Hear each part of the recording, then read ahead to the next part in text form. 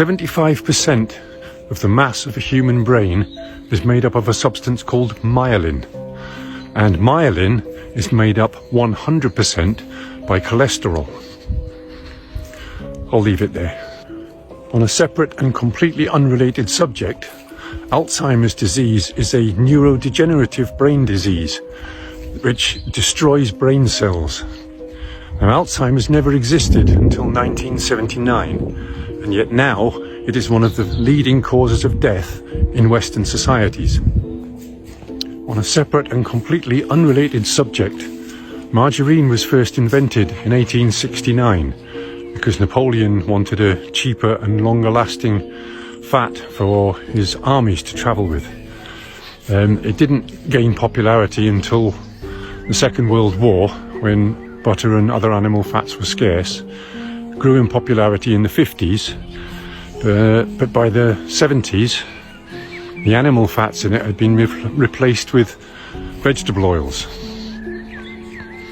because obviously animal fats contain saturated fat and a lot of cholesterol, so they wanted to offer a lower cholesterol alternative.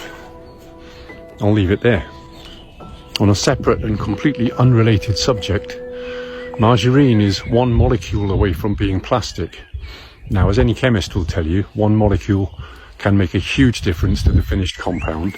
Take ethanol and methanol, for example. One molecule difference, but very, very, very different results when ingested into the human body, right? So I'll leave it there. On a separate and completely unrelated subject, a simple experiment to do at home is to take a slab of butter, a slab of vegetable margarine with no animal fats in, and a slab of plastic, and stick them all outside in your garden and have a look what happens. Very quickly, all the wildlife in the area is going to be attracted to that butter, from the flies and the beetles and the mini beasts, through the birds, the rodents, all the way up to the apex predators, foxes, badgers, bears.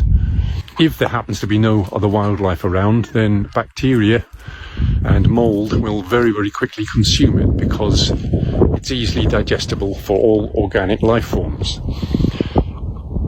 The margarine and the plastic will sit there for weeks. Nothing in nature will touch them. Try it.